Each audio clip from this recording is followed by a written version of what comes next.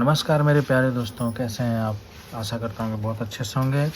हम लोग भूगोल पढ़ रहे थे, ज्योग्राफी में भारत की स्थिति एवं विस्तार पहला चैप्टर पढ़ रहे थे। उसी दरमियान मुझे कुछ चीज़ें नई लगी, जैसे कि अक्षांश देशांतर के बारे में इसमें दिया हुआ है NCERT SCERT में। तो मुझे लगा कि पहले वीडियो को ज़्यादा लेंदी नहीं करते हैं और आपका वो कॉन्सेप्ट क्लियर कर दिए। इसके लिए मैंने वीडियो को 2 पार्ट में बांट दिया है। पहला पार्ट आप आशा करते हैं कि देख चुके होंगे, उसके बाद ही इसको देखिएगा तो समझ में आएगा, जिसमें हल्का ब्रीफ में दे देता हूँ ये क्या पढ़ाया था। उसमें मैंने बताया था आपको कि क्या होती है अक्षांश रेखाएं, क्या होती है देशांतर रेखाएं।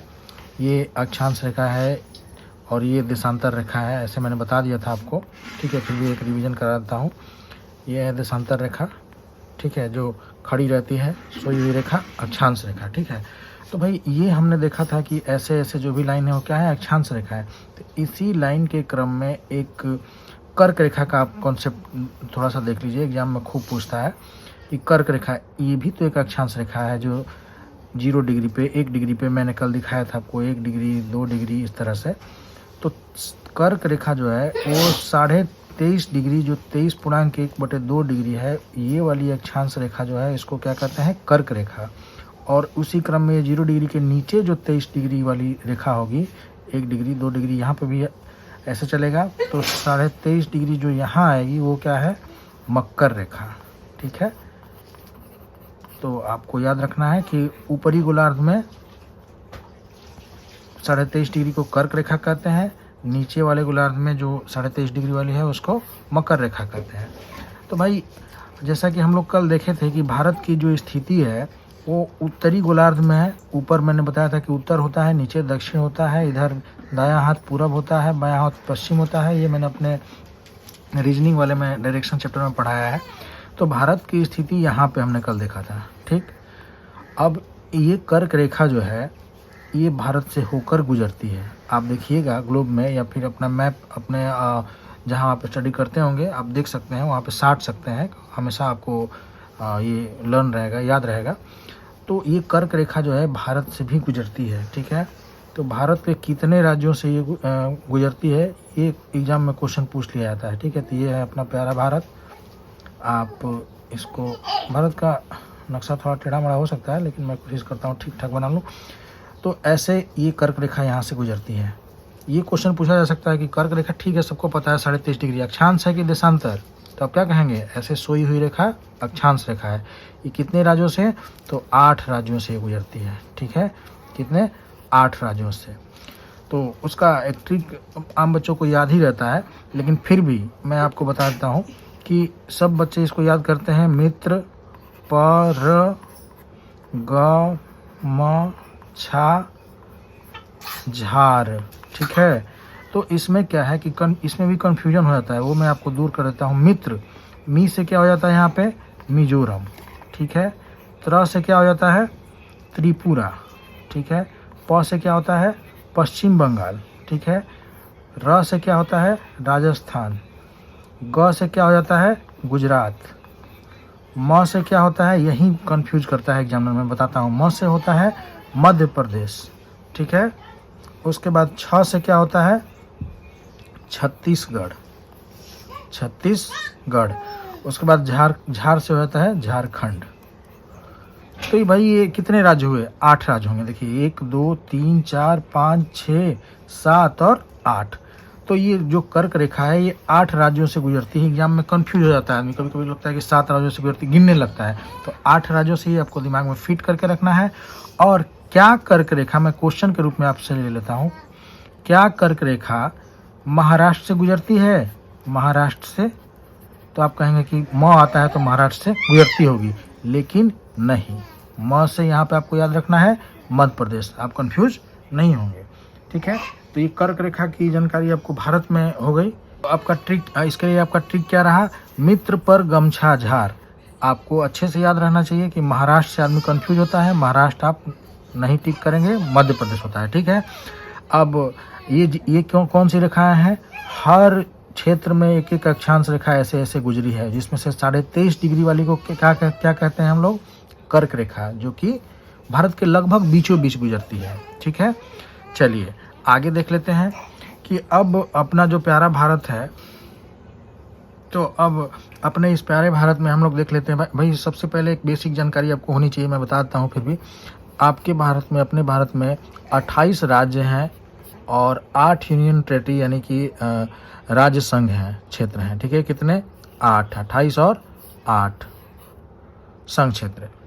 तो अब क्यों भाई, इसका रीजन ये रहा कि लद्दाख जो है, ये पूरा ऊपर वाला जो एरिया है ना, ये हो गया है लद्दाख। क्या हो गया है? लद्दाख। अब पहले जम्मू कश्मीर ये वाला एरिया होता था, लेकिन अब जम्मू कश्मीर वाला जो एरिया है ये है, लद्दाख का एरिया बढ़ गया है। तो ये लद्दाख होने की वजह से अगर आपसे एग्जामिनर ये भी क्वेश्चन पूछ सकता है, या ऑब्जेक्टिव में या फिर 10th क्लास में, 12th क्लास में, कहीं भी पूछने का तो कुछ भी पूछ सकता है, लेकिन ये क्वेश्चन आप आराम से, मुझे देखता हूँ कि आप बता पाते हैं या नहीं।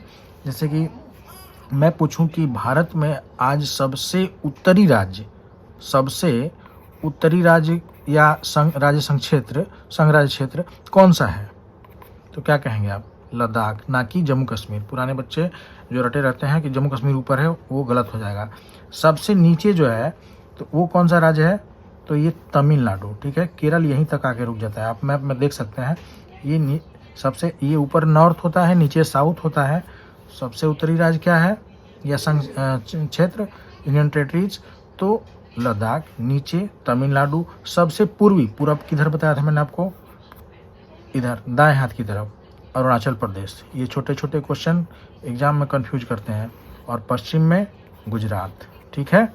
तो आप देख पाएंगे ये कोई अलग क्वेश्चन नहीं है, जो मैं बता रहा हूँ इसी में से क्वेश्चन बन सकता है। अब देखिए, ऊपर से नीचे यानी कि उत्तर से दक्षिण की लंबाई, ये लंबाई जो है कितनी है? तो 3214 किलोमीटर। कितना? 3214। देखने में भी लग रहा है कि लंबा है, ठीक है। उसके बाद पूरब से पश्चिम की लंबाई क्या है भाई, यहाँ से लेके यहाँ तक? तो ये लंबाई है 2933 किलोमीटर। आपको याद रखना है, ठीक है। 3214, 2933। उत्तर से दक्षिण कितनी? 3214। याद नहीं हो तो उत्तर लिखते हैं ना ऐसे, तो उत्तर 32 जैसा दिखता है, ये 3 जैसा है, तो 3 से उत्तर। तो आपको याद हो जाएगा, दिमाग में बैठ जाएगा कि 3214, क्योंकि वहाँ पे आप जल्दीबाजी में आदमी कंफ्यूज हो जाता है कि 2933 किधर था, 3214 किधर था। उत्तर देखिए, ये उत्तर में ऊ और 3 लगभग मैच कर रहा है। तो मैं इस तरह से दिमाग में रख लेता था पहली बार। अब तो मुझे याद है, अब कोई दिक्कत नहीं है। तो वैसे भी आपको भी याद हो जाएगा इसी तरह से। तो 3214, 2933। अब जो भारत का क्षेत्रफल है, क्षेत्रफल जानते हैं आप क्या होता है? लंबाई गुणे चौड़ाई। यानी कि ये पूरा जितना क्षेत्र है उन सब का मिला के जो भी एरिया आएगा, जो क्षेत्रफल आएगा, वो कितना है? 32.8 लाख, ठीक है। लाख, ये स्क्वायर किलोमीटर यानी कि वर्ग किलोमीटर। 32.8 लाख जरूर लगा हुआ होना चाहिए। आप देखिएगा एग्जामिनर क्या करता है कि सेट कर देगा वहाँ पे कि करोड़ कर देगा, तो कंफ्यूज हो जाएंगे, गलत हो जाएगा। बीपीएससी वगैरह में ऐसे कंफ्यूजिंग क्वेश्चन आते हैं, या रेलवे में भी डाल देगा। तो यहाँ पे याद रखिएगा 32.8 लाख वर्ग किलोमीटर, ठीक है। अब भाई देख लेते हैं कि विश्व से इसका क्या संबंध है। तो विश्व का जो क्षेत्रफल है, मान लीजिए कि उसका विश्व का क्षेत्रफल अगर 100 स्क्वायर किलोमीटर है, 100 किलोमीटर स्क्वायर, तो उसका ये 2.4% ही अपने भारत का क्षेत्रफल है। कितना? 2.4%। भारत का क्षेत्रफल विश्व के क्षेत्रफल का कितना प्रतिशत हुआ? 2.4%। ये सब ऑब्जेक्टिव में आपको देखने को मिल जाते हैं, एग्जाम में डायरेक्ट क्वेश्चन ये सब पूछे जाते हैं, ठीक है। ये हमने देख लिया। कल अक्षांश और देशांतर देख लिया था, 8 डिग्री 4 मिनट से लेके 37 डिग्री 6 मिनट तक, ठीक है। फिर आपका ये देशांतरीय विस्तार हमने देखा था कि 68 डिग्री 7 मिनट से लेके और 97 डिग्री 25 मिनट तक। कल आपको मैंने बता दिया था, वो वीडियो आप जाके ज़रूर देख लीजिएगा, क्योंकि वहीं से आपका कॉन्सेप्ट ही क्लियर होगा, ठीक है। अब कल मैंने आपको बताया था कि 1 डिग्री में 4 मिनट मूव करता है देशांतर, ठीक है। मैंने बताया था आपको, ये कल वाला वीडियो में आपको बताया था, आप जाके देख सकते हैं। तो भारत का जो मानक समय है वो क्या है? बीचों बीच हमने मानक समय यहाँ पे माना हुआ है भारत सरकार ने कि 82.5 डिग्री, ठीक है, 82.5। अब ये एक अलग कॉन्सेप्ट है कि भाई 82.5 डिग्री को ही आपने क्यों माना। बहुत बच्चे जानते भी होंगे, हो सकता है कुछ नहीं जानते हो, मैं बता ही देता हूँ, इसमें दिया हुआ नहीं है लेकिन मैं बता देता हूँ आपको कि ईस्ट इधर था, वेस्ट इधर था, नॉर्थ ऊपर, नीचे साउथ। तो आप मुझे बताइए कि सनलाइट किधर से आती है, सूरज पहले किधर से निकलते हैं? हम लोग जो प्रायः देखते हैं वो पूरब से निकलते हैं। तो पहली किरण कहाँ पड़ेगी? अरुणाचल प्रदेश के एरिया में। ये जो राज्य है, कौन सा राज्य है? अरुणाचल प्रदेश। और आखिर में भारत में अगर देखें तो ये जो पृथ्वी मूव कर रही है, ऐसे घूम रही है, तो लास्ट में किरण कहाँ पड़ेगी? गुजरात के इस क्षेत्र में, ठीक है। तो आप देखेंगे कि यहाँ मान लीजिए कि 6 बज रहा है, यहाँ पे भी 6 बज रहा है सुबह के, यहाँ पे भी टाइम तो एक ही है, 6 बजे यहाँ भी, 6 बजे यहाँ ही, लेकिन यहाँ भी। लेकिन दिक्कत ये होगी कि यहाँ पे 6 बजे उठ के कोई बंदा जो है वो सनलाइट में अपना काम कर रहा है, सूरज की रोशनी में काम कर रहा है, ठीक है। लेकिन वही लाइट यहाँ पर आने में 8 बज जाएगा, ठीक है। 8 बजे ये सूरज की किरण दिखेगी, यानी कि या फिर देख सकते हैं कि यहाँ पे 4 बजे ही ये लाइट आ जाती है, 4 बजे ही सूरज निकल गए। और यहाँ पे सुबह के कितने बजे? तो 6 बजे। अगर 6 बजे निकलता है तो यहाँ पे 8 बजे, तो लोगों को दिक्कत होगी। भाई जो आदमी 4 बजे उठ के अपना काम धाम करना शुरू कर दिया सूरज की रोशनी में, और यहाँ पे कितने बजे हमारे यहाँ हमारा बिहार तो यहाँ पे है वैसे, लेकिन यहाँ के लोगों को कितने बजे निकलेंगे, सूरज की रोशनी कितने बजे मिलेगी? तो 6 बजे। तो लगभग 2 घंटे का ये गैप हो जाता है यहाँ से यहाँ तक, ठीक है। इसलिए एक मानक समय को निर्धारित किया गया ये 82.5 डिग्री को, कि इसी के आधार पर, यानी कि 5.5 घंटा, कल मैंने आपको दिखाया था 5.5 घंटा आगे आपका टाइम जोन है। और इसको मान के ही यहाँ पे भी वही स्कूल जैसे स्कूल का खुलना है, तो स्कूल मान लीजिए खुलता है 10 बजे या 9 बजे, यही टाइम है। तो यहाँ पे भी ऐसा तो नहीं है कि गुजरात में यहाँ पे आप 11 बजे खोलेंगे, क्योंकि 2 घंटे का गैप होता है। यहाँ पे आप सुबह के 4 बजे स्कूल चले जाइएगा, ऐसा मॉर्निंग स्कूल होगा तो सुबह के 4 बजे तो नहीं जा सकते हैं ना। तो ये स्टैंडर्ड टाइम जोन इसीलिए होता है कि उसी को मान के, और पूरे किसी देश में उसको मानते हुए एक ही टाइम जोन में सारा काम करना है कि भाई स्कूल 10 बजे खुलेगा। ऐसा नहीं है कि स्कूल 7 बजे अगर मान लीजिए खुलने लगे, 6 बजे खुलने लगे, तो सोचिए कि यहाँ बच्चे झोला लेके 4 बजे जा रहे हैं सुबह में तो ये सनलाइट में जाएंगे। अगर 6 बजे खुलने लगे तो ये यहाँ पे 6 बजे खुलने लगे, ये सनलाइट में यानी कि सूरज की रोशनी में जाएंगे, और ये यहाँ वाले बच्चे जो है अंधेरे में ही चल देंगे स्कूल, तो दिक्कत होगी। तो इसलिए इस टाइम जोन की मदद से हम लोग अपना मानक समय निर्धारित कर पाते हैं। इसलिए आप समझ पाए होंगे 2 घंटे का ये जो गैप है, इसको ध्यान में रखते हुए एक स्टैंडर्ड टाइम जोन हर देश बनाता है। अब देख लेते हैं कि भारत का विश्व से संबंध जो हम लोग देख रहे थे कि भाई कौन सा जो देश है कितना बड़ा है, भारत का उसमें पोजीशन क्या है। तो विश्व का सबसे जो बड़ा देश है क्षेत्रफल की दृष्टि से वो रूस है। कौन सा है? रूस। उसके बाद दूसरा आता है कनाडा। आप वर्ल्ड का मैप जो देखिएगा कनाडा, तो आप देख पाएंगे वो बहुत बड़ा देश उसमें दर्शाया हुआ है, मैं दिखा भी दूंगा आपको। कनाडा, संयुक्त। तो उसके बाद है यूएसए। तीसरे नंबर पे क्या है? यूएसए। चौथे नंबर पे क्या आता है भाई?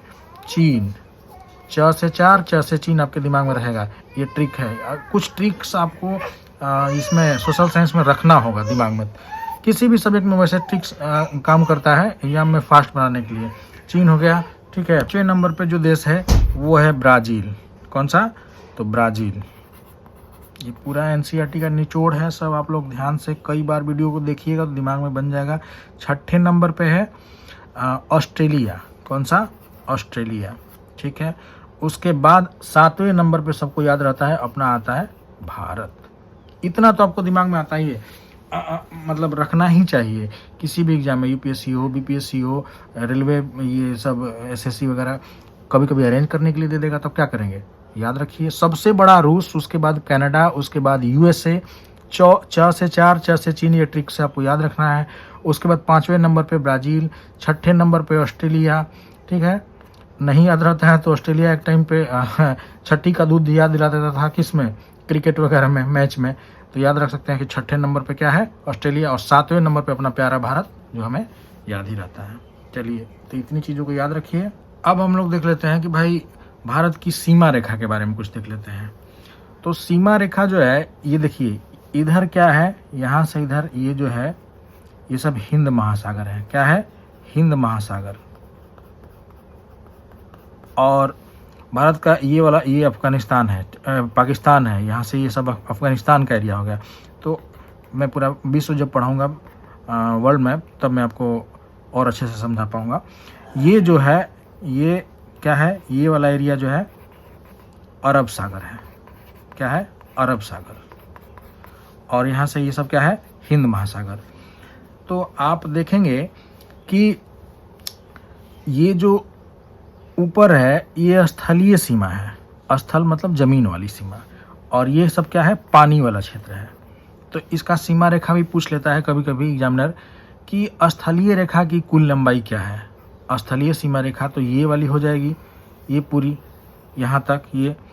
तो ये 15,200 किलोमीटर है। कितना? 15,200 किलोमीटर। फिर पूछता है कि तटीय रेखा की लंबाई क्या है। तो देखिए तटीय रेखा दो तरह की होती है। अपने भारत का ही एक क्षेत्र है, ये अंडमान एंड निकोबार द्वीप समूह, इधर लक्षद्वीप। ठीक है, तो याद रखना है कि ये भी तो पानी में डूबे हुए हैं, तो इनका भी कुछ तट होगा। तो ये तटीय रेखा की यहाँ से लेके यहाँ तक ये जो लंबाई है ये है 6100। कितनी? 6100 किलोमीटर। और जब इन सीमा रेखा, इनका भी तो कुछ सीमा रेखा होगा, इनका भी तो होगा, इनको जब जोड़ लेते हैं इसमें तो हो जाता है 7516। कितना? 7516.6 देता है। तो आप याद रखेंगे ये चीज़ कि टोटल कितना होता है? 7516। लेकिन ये भी दिमाग में रखेंगे कि सिर्फ तटीय पूछे तो क्या हो गया? 6100 किलोमीटर। अब पूछ ले कि द्वीपीय, मान लीजिए कि एग्जामिनर थोड़ा सनक गया और टफनेस को बढ़ाना चाहा तो पूछ लेगा कि द्वीपीय समूह की कुल तटीय लंबाई क्या है। तो क्या करेंगे आप? भाई 7516 में से 6100 घटा देंगे तो इनका लंबाई आ जाएगा। तो वही वाला उत्तर टिक कर दीजिएगा। समझ में आया आपको? तो अब देख लेते हैं कि भारत का नक्शा थोड़ा टेढ़ा मेढ़ा बन सकता है भाई, उस पर हाथ फिसल रहा है मेरा। ठीक है, इसके से तो देख सकते हैं कि भारत के पड़ोसी देश, ये भारत का विश्व से संबंध हम लोग पढ़ रहे हैं तो पहले पड़ोसी देश से देख लेते हैं। ये जो है पूरा पाकिस्तान है। ठीक है, ये है पाकिस्तान।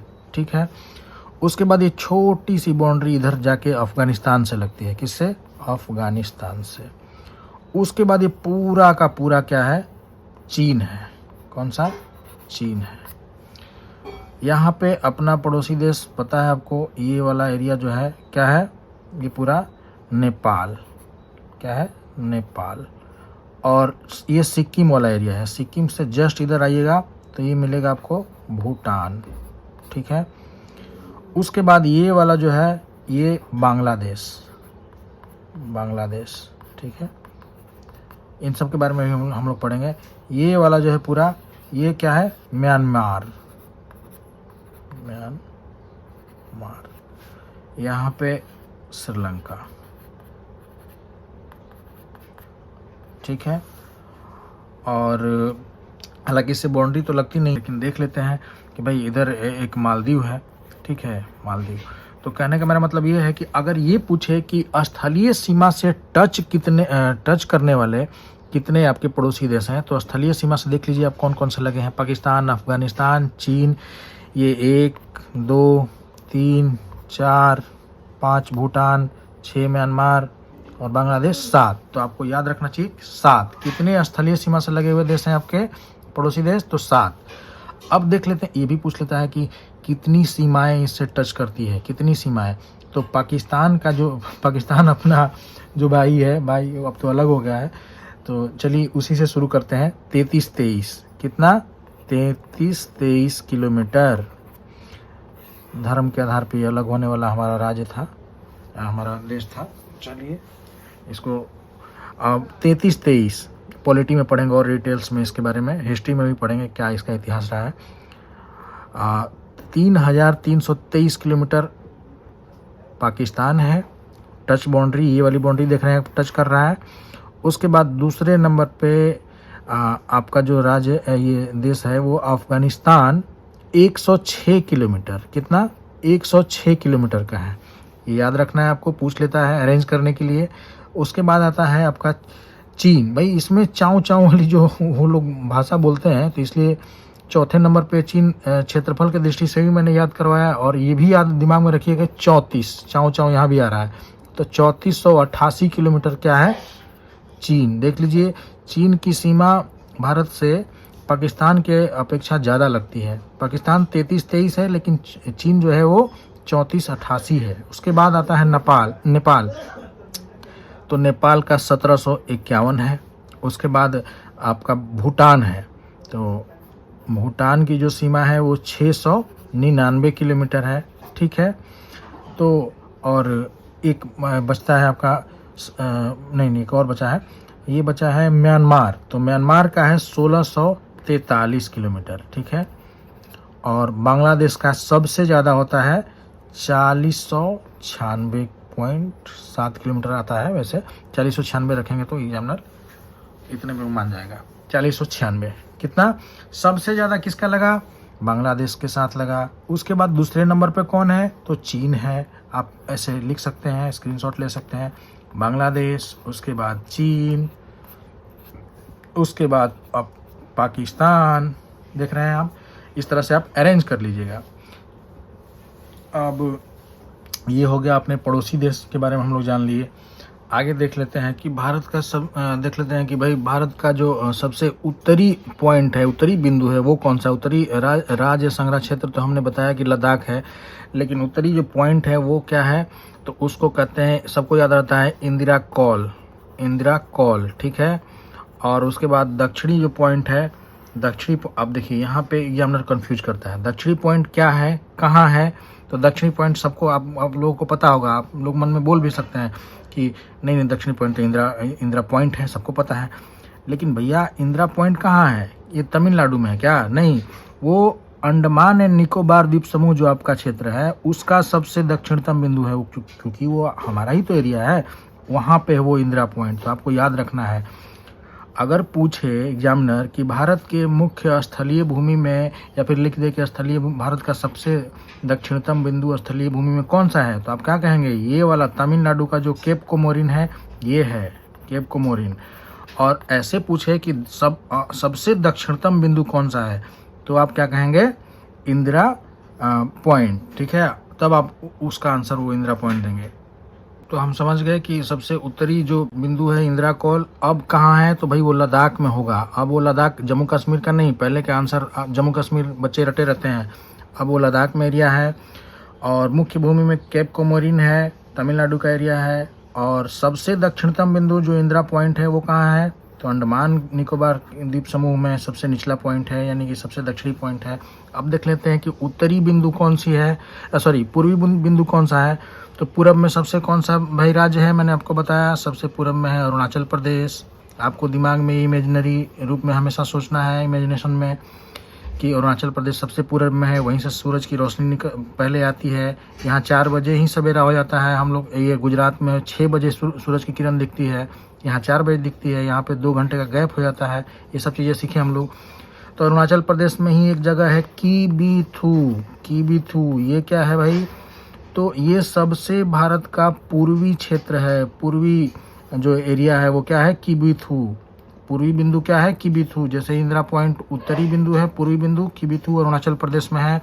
गुजरात में आप याद कर लीजिए, गुजरात में क्या होगा आप कमेंट बॉक्स में मुझे लिख के बताइएगा। वैसे मैं बता ही देता हूँ आपको, गौर। गुजरात में क्या है, ग से गुजरात, ग से गौर, ठीक है। इसको गोहर भी कहीं कहीं लिखता है, गौहर। तो ये है गुजरात में, ठीक है। उसके बाद इसको मतलब ये गोहर गौर, ये आप दिमाग में रखिएगा। ये पूर्वी बिंदु कौन सा है, पश्चिमी बिंदु कौन सा है, उत्तरी बिंदु कौन सा है, दक्षिणी बिंदु कौन सा है, ये सब चीज़ें आपको दिमाग में रखनी है। तो इस चैप्टर में हमने बहुत सारी चीज़ें सीखी। अक्षांश क्या होता है, देशांतर क्या होता है, कर्क रेखा कितने राज्यों से गुजरती है, उत्तर से दक्षिण की लंबाई, पूर्व से पश्चिम की लंबाई, पड़ोसी देशों के साथ कितनी सीमाएं लगती हैं, इन सब का स्क्रीनशॉट ले लीजिएगा। आप अपना नोट्स बना सकते हैं या वीडियो को बार बार सुन के अपने दिमाग में बिठा सकते हैं। आपको मैप के माध्यम से मैं पढ़ाने का कोशिश कर रहा हूँ और पढ़ाऊँगा भी मैप से ही। ज्योग्राफी बहुत ही इंटरेस्टिंग सब्जेक्ट है, ठीक है। तो हर चीज़ में मैं मैप आपको दिखाने का कोशिश करूँगा। नदियाँ पढ़ेंगे, बहुत कुछ पढ़ेंगे, पहाड़ पढ़ेंगे। तो इतना ही, वीडियो को ज़्यादा लेंदी नहीं बनाते हैं। चैनल को ज़रूर सब्सक्राइब कर लीजिएगा, अपने दोस्तों में शेयर कर दीजिएगा, ताकि मुझे भी थोड़ा मोटिवेशन मिले, मुझे भी लगे कि हाँ भाई लोग पढ़ रहे हैं कि ऐसे ही मैं यूँ ही बना रहा हूँ वीडियो, उनको अच्छा लग भी रहा है कि नहीं लग रहा है। और वीडियो को लाइक ज़रूर कर दीजिएगा। Thank you.